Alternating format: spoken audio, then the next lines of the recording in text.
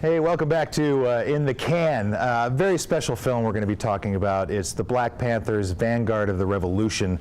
And with me is director Stanley Nelson, Kathleen Cleaver, who was a big part not only of the film, but of the past decades of making this film happen. So we appreciate both of you being here. And Stanley, I have to tell you, we were talking before we came on, I've always been a big fan of your work. You've always been, and you don't call yourself a historian, you're a filmmaker. I'm not a historian. No. Yet at the same time, you've done such a great job of setting up history in a very thoughtful way, and I think this film does just that. You really attempted to show us the Black Panthers in a very holistic, very fair way. Yeah, I think that, you know, everybody knows a little about the Black Panthers, but there really hasn't been a film kind of about the whole Panther movement, you know, from beginning to end. Now, of course, in 2 hours, you know, we can't tell the whole story, so there's a lot that's not there, but I think we tried to give the essence of what the Panther movement was. Right, and maybe even though you only had 2 hours to show this, hopefully this spurs people to want to learn more, to do more research, especially as a lot of what we see in this film really does have relevance in our world today. Right? Yeah, these are issues that still exist. Yeah, I think that's one of the amazing things that's happened. You know, we started this film over 7 years ago, but just in the last, you know, 4 or 6 months, you know, there's been so much that's happened with police brutality, especially in the African American community, which is exactly where the Panthers started 50 years ago today. They started in Oakland, California, policing the police. So because you could carry a gun in California at that time, in the open, a loaded weapon in the open, they followed the police and stood behind the police with guns drawn to make sure that there was no brutality in whatever the police were doing. So there's so much relevance to what's happening today, and you see how little we've changed. The issue of police brutality is still, you know, right with us today. And I think that relevance really came out the other day when you premiered here at the Sundance Film Festival. And I always like to talk to filmmakers about their reaction to the reaction, so to speak, because I'm pretty sure you hadn't seen this film with an audience you didn't know. Well, right? we haven't seen the film with anybody. We actually finished the film a week ago, exactly a week ago, and so, you know, we got the DVDs like 3 days before we were on our way here, and, you know, popped one in the computer and just to check it, make sure the sync was right. But we hadn't seen the film with an audience. So the director's screening really was with 100 of your closest friends in Park City, Utah. More like 350, something like that. It was great. I mean, it was marvelous. I mean, that's one of the great things about Sundance is, you know, to see a film with an audience, and they loved it. It was great. And Kathleen, you were such an integral part of this whole thing. You were a subject in the film. We were talking before we came on set just of some of your experiences, and you know, kind of agreeing with you know, the relevance, the present day relevance of everything that was going on, you know, seemingly such a long time ago. What was your reaction to the film? Did you see anything that you hadn't seen before? Of course, because the Black Panther Party was a national organization. It spread very quickly, and so and there are people who are interviewed I don't know. There are people who are interviewed that I do know. There are people who are interviewed I had never seen on camera. There are people who are interviewed who are some of my closest friends. So it's a range, and that would be true for any Panther who got to see the film. It's such a widespread national organization with different phases over time that by 1973 the organization really does not resemble the one that started in 1967. Yeah, and I love the fact that you haven't stopped telling the story. We were talking about my hometown of Detroit, and you were talking about, you know, some of the things that went on when I was very young, but I still remember, and as part of my history. Yet at the same time, you were able to tie it to the Black Panthers and to some of the other things that were going on. So this is an ongoing story for you, isn't it? I think it's an ongoing story for the United States.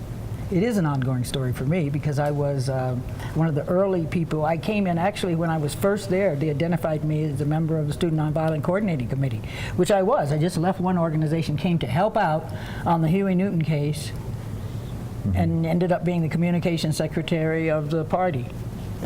It's funny how you're subscripted into service, isn't it? Yes. I mean, you find the things that you're passionate about, and you're always going to be drawn to those who are like-minded and want to make the world a better place. That is true. Were you surprised at the beginning? I know you had this idea, and your films have had that historical context where you start out with an idea, let's learn more about it. When you got to the end of the 7-year road, were you surprised at what you found? Yeah, I mean, there were a bunch of things that surprised me. I think one of the most surprising things in the film is the role of the FBI in setting out to destroy the Panther Party. I mean, that's what they did, and they were very clear about it. And all those memos and the internal documents, we got released. You can get those things now. So, we use the actual FBI documents where J. Edgar Hoover is basically saying, destroy the party by any means necessary. He has a memo that says, do anything that you can to destroy the Panthers, as long as it doesn't come back onto the FBI. So they set out to destroy the Panthers, not only by engineering confrontations between the police and the Panthers. So they infiltrated the Panther Party. One of the things that happens with the Panther Party is, it catches on so fast that anybody could join. You could just join. And so the FBI sends tons of informers all over the country to join in the party. They arrange for the Panthers to get guns. Then the FBI says to the local police, whether it be in Detroit, Chicago, Oakland, wherever, oh, the Panthers have guns. You better go raid them. So this series of raids happened, but also what they wanted to do was destroy the Panthers from the inside. So they're sending letters, to Eldridge, and Kathleen can talk about this better than I can, but to Eldridge that are purportedly from Huey Newton, but they're really from the FBI. And they did that over and over again, not only to the leadership, but just to any member. They would send letters. So I mean, that is very startling, and especially to see it in the FBI's own words. Well, I know we have a clip that we're going to take a look at right now and let people see what we're talking about. Let's take a look at the Black Panthers' vanguard of the revolution.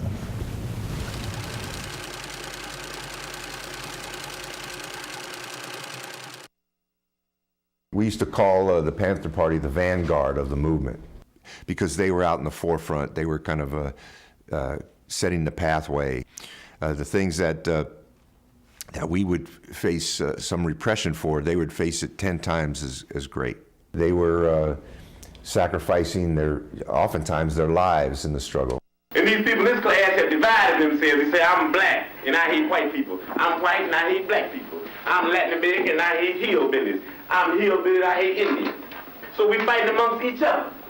Fred Hampton here in Chicago was the main voice for racial unity. The Black Panther Party stood up and said that we don't care what anybody says.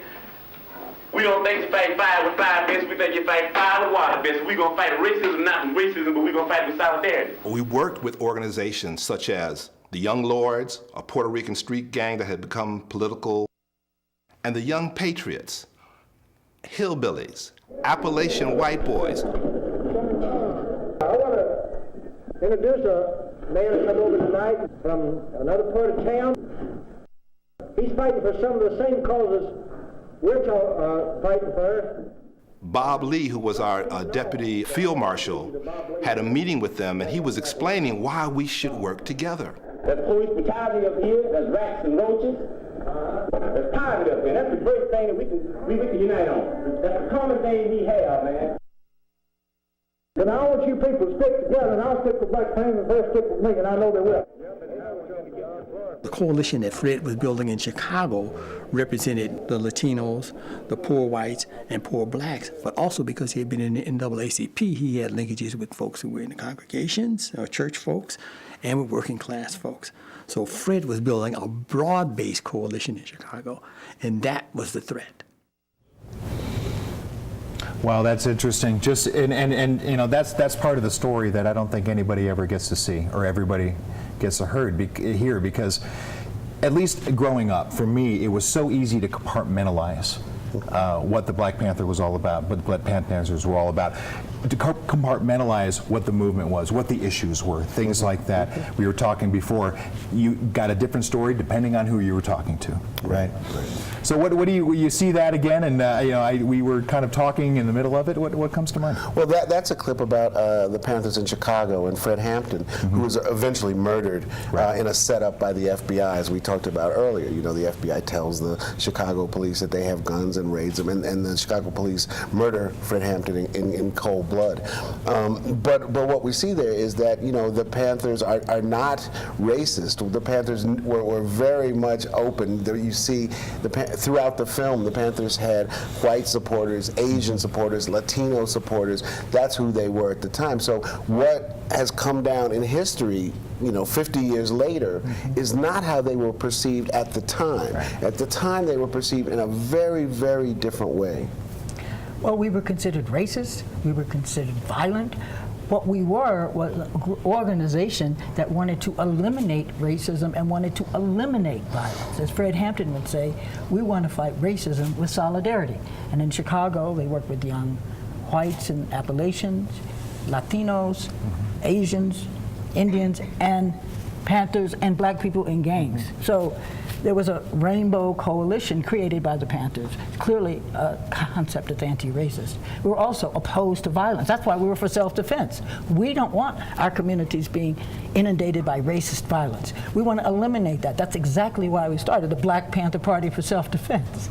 Of course, the media and the FBI wanted to distort what we were to intimidate white people and make it seem that the Black Panthers were arming themselves to go kill white people. Right. It seemed like, you know, just that you fear what you don't know, right? And if you're able to tell the world what they should think about a movement or what they should think about a group, it's easier to hate. It's easier to rail. It's easier to not understand that all people really want the same thing. Well, J. Edgar Hoover took the position that it was his responsibility to maintain the racist hierarchy of the United States, and anything that dislodged it was wrong. He was for law and order, and justice was incidental. He could care less. He was also born in 1896, which is the Plessy v. Ferguson era. So he's at the beginning of state-sanctioned segregation. He was never able to release racism. The Panthers are much younger. We are against racism. We're trying to eliminate that kind of oppressive regime for us and for the community and for white people. Yeah, there's a great clip in the film with J. Edgar Hoover, and he's being interviewed, and the interviewer says, well, you know, J. Edgar Hoover says, I'm for law and order, and the interviewer says, well, what about justice? And he says, justice is only secondary to law and order. That's a quote from J. Edgar Hoover. Yeah, well, doesn't that just kind of lay out perfectly? Yeah. When has that ever worked, by the way?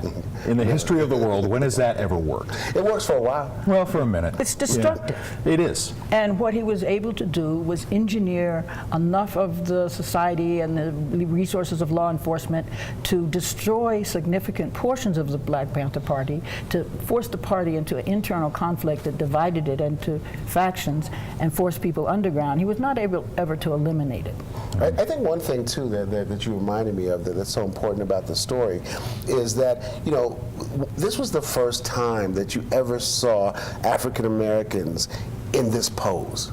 You know, like with their finger out and saying, this is what we want. You know, you didn't see African Americans in the media before 1960 at all. And then you saw the civil rights movement basically was Martin Luther King and things like that. But now you saw this whole different piece of the African American community. And it was the first time. And these guys, they were so young. They were so young. I mean, Kathleen was old, and she was 22. You know, they were teenagers. They were teenagers, and it was startling to people. You know, it was like, what? You know, I've never seen this before. But it also changed the culture of African Americans, you know, to where we are today. As we like to say, you know, there would be no hip hop without the Black Panthers, and the culture of African Americans changes the culture of the United States. Right. You know, we had a party the other day, and you should have seen those white folks dancing. Well, I think the story is as relevant today as it was back then. I think this is a film that is going to have legs. And Sundance is a great place to show it. Thank you, Stanley Nelson and Kathleen Cleaver, for being here. The film is Black Panther's Vanguard of the Revolution, playing all through Sundance, and I think it's going to have a long life after that. Stay tuned. We have The Scene coming up. We're going to take a look at what's going on outside of the studio and on the streets of Park City during the film festival. Lots more coming up. Stay tuned.